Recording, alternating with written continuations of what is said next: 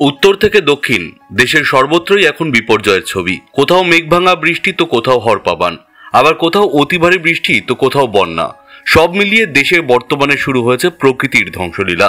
আর ঠিক এমনই সময় গোদের উপর বিস্ফোরা হয়ে ধেয়ে আসছে ঘূর্ণিঝড়। মৎস্যজীবীদের জন্য জারি করা হয়েছে সতর্কতা। প্রস্তুত থাকতে বলা হয়েছে বিপর্যয় মোকাবিলা বাহিনীকে। উপকূলের জেলাগুলিতে জারি হয়েছে হাই অ্যালার্ট। তবে কবে, কখন, কোথায়, দেশের কোন উপকূলে আঘাত হানবে এই ঘূর্ণিঝড়টি? এই ঘূর্ণিঝড়ের প্রভাবে বাংলার কোন কোন জেলাতে কি কি সতর্কতা জারি করেছে আবহাওয়া দপ্তর জানতে পারবেন বিস্তারিত ভিডিওতে। তাই অবশ্যই ভিডিওটি শেষ পর্যন্ত দেখবেন এবং আপনি আপনার জেলার নাম ভিডিওর কমেন্ট বক্সে কমেন্ট করে আমাদের জানিয়ে দেবেন।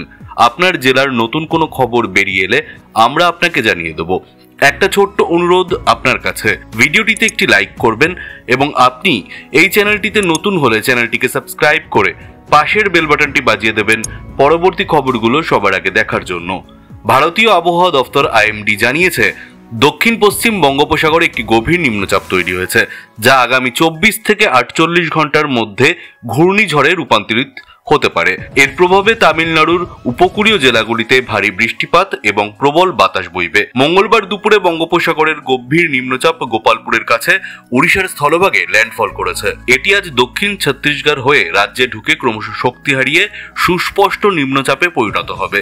আপাতত কিছুদিন সমুদ্র উত্তাল থাকবে, বিশেষত আগামী শুক্রবার 22 তারিখ এবং শনিবার 23 তারিখ উত্তর বঙ্গোপসাগর এবং সংলগ্ন পশ্চিমবঙ্গ উপকূলে মৎস্যজীবীদের মাছ ধরতে গভীর সমুদ্রে যেতে নিষেধ করা হয়েছে আবহাওয়া দপ্তরের তরফে। বঙ্গোপসাগরে সৃষ্ট গভীর নিম্নচাপের প্রভাবে গোটা দক্ষিণবঙ্গ জুড়ে সপ্তাহব্যাপী বৃষ্টিপাতের পূর্বাভাস জারি করেছে আলিপুর আবহাওয়া দপ্তর। এই নিম্নচাপটি উড়িষ্যা উপকূলের দিকে অগ্রসর হলেও তার প্রভাবে পশ্চিমবঙ্গ সহ প্রতিবেশী রাজ্যগুলোতে বৃষ্টিপাত হবে। বিশেষ করে দক্ষিণবঙ্গের জেলাগুলিতে দফায় দফায় হালকা থেকে মাঝারি বৃষ্টিপাত চলতে পারে রবিবার পর্যন্ত। কলকাতা এবং তার সংলগ্ন জেলাগুলিতে বজ্র বিদ্যুৎ সহ বৃষ্টির সম্ভাবনা রয়েছে, যেখানে 30 থেকে 40 কিলোমিটার গতিবেগে জোরো হাওয়া বইতে পারে বলে জানিয়েছে আবহাওয়া দপ্তর।